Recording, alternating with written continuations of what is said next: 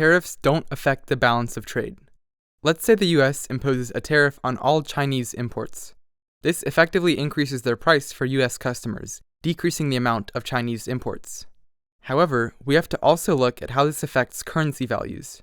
Fewer Chinese imports means fewer dollars are supplied in currency exchange markets, leading to an appreciation of the dollar relative to the Chinese yuan. This makes it more expensive for Chinese people to buy American goods, reducing exports. The net effect of tariffs is a reduction in total trade, increased prices for consumers, no change to the balance of trade, and an increase in revenue for the government. Also, critically, if the US were to impose a tariff on China, China would almost certainly impose a retaliatory tariff on US imports, further reducing trade and raising prices for consumers.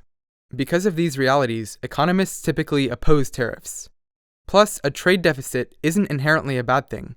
It can be a problem if, say, it's a result of massive fiscal deficits, or basically government debt, which is one cause of trade deficits. So if tariffs are so counterproductive, how can politicians continue to argue that we should use them? Their argument goes something like this. The US has a massive trade deficit. In 2022, it was nearly $1 trillion. This means we bought $1 trillion more from other countries than they bought from us. This is connected to the reality of lost manufacturing jobs in the US as part of globalization, where manual labor shifts to countries with cheap labor.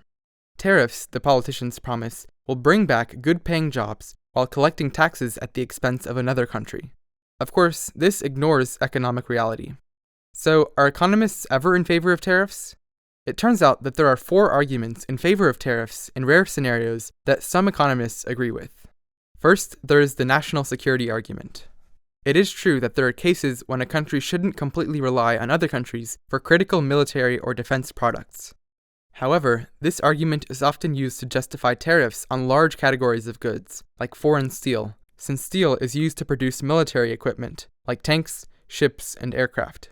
The reality is that only 3% of US steel shipments go to defense, so even if more of the steel manufacturing capacity went abroad, we would still have plenty for defense.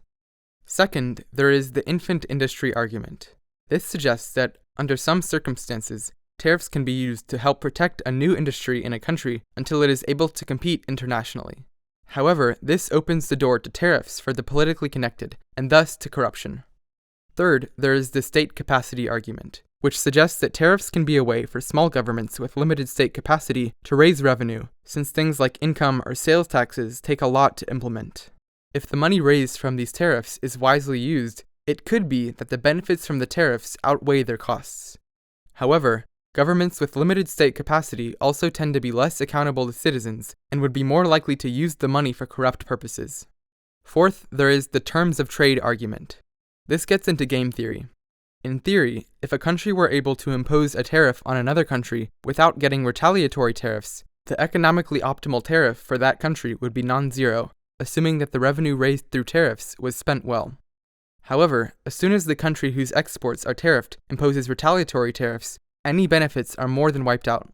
Unfortunately, this means that without some sort of binding trade agreement, game theory suggests that both countries will impose tariffs, decreasing total welfare. This is why trade agreements are so important. The way to maximize total global prosperity, and also the prosperity of each individual nation, is through free trade. If tariffs aren't favored by economists, especially for developed countries like the US, why do politicians continue to push for them? The answer to this question gets to a fundamental downside of government involvement in the economy.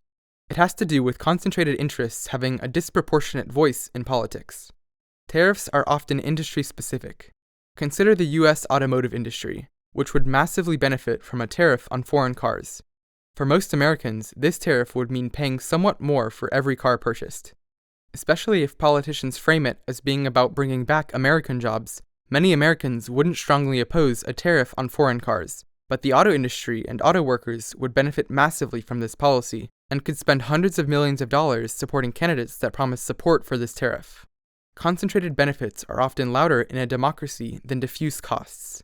While this discussion centers on tariffs, this same political fact applies to policies like subsidies, whether direct or, more commonly, through tax breaks.